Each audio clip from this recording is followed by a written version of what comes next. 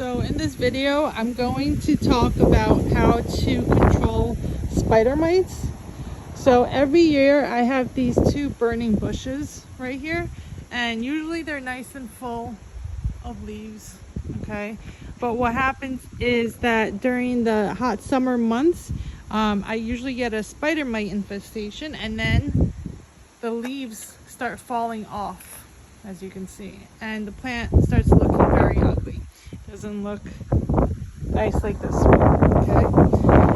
So what happened is that I hired a pesticide company, and they would use harsh chemicals and spray the foundation of the house and around the pool area, and it would kill all the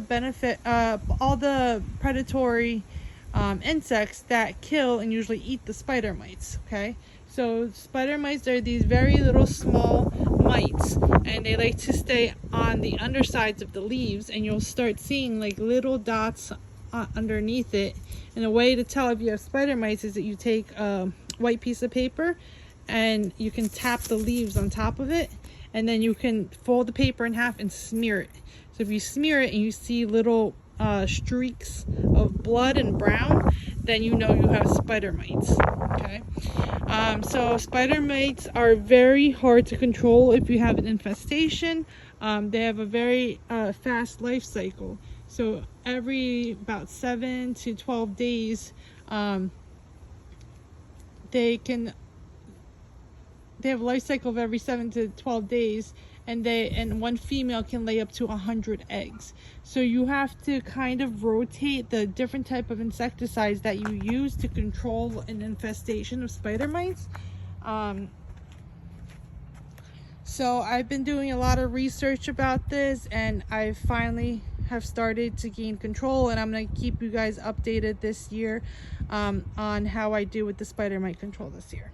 Okay, so what I personally do is I use a rotation of different insecticides. Okay, so if you have an infestation, you want to rotate what type of chemicals you use. So what I like to use is I use Talstar P the first week. Okay, second week I use Avid. Okay, and then the third week I use Malathion. Okay, and then I rotate back. Then I go back to the Talstar, then go back to Avid, then go back to Malathion.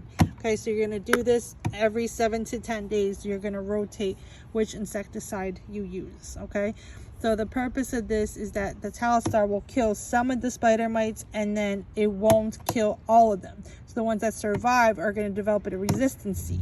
So by then using the Avid the next week, you're going to be able to kill more spider mites and the ones that were more resistant.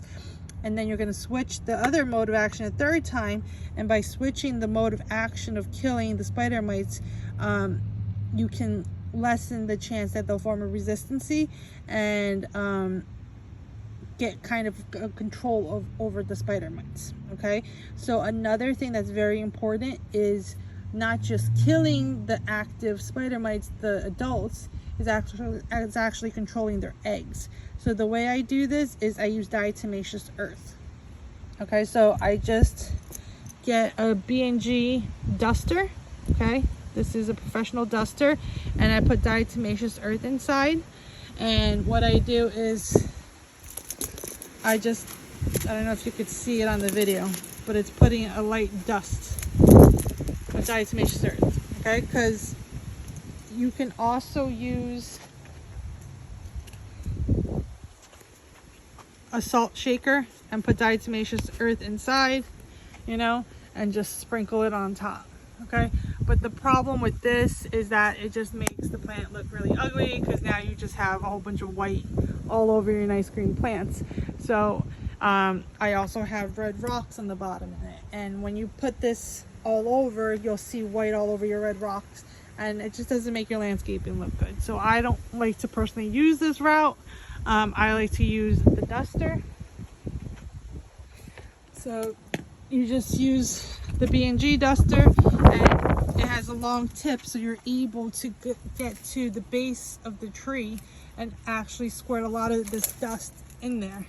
See how I dusted it real good? Okay.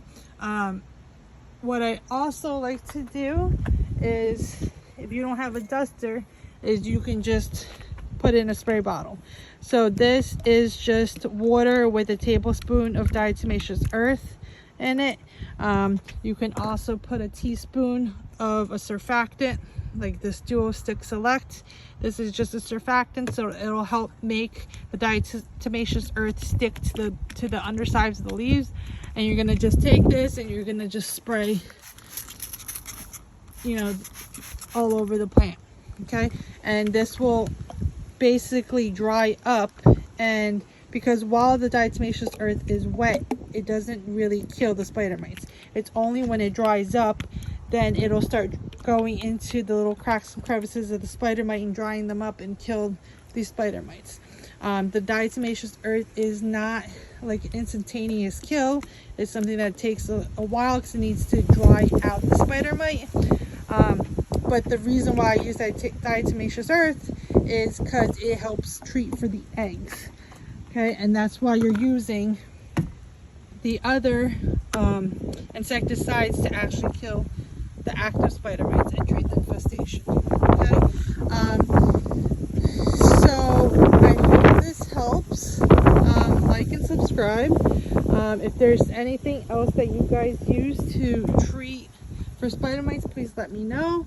I also use a neem oil mixture that I make.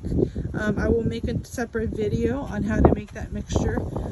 So like and subscribe, and then stay tuned for that.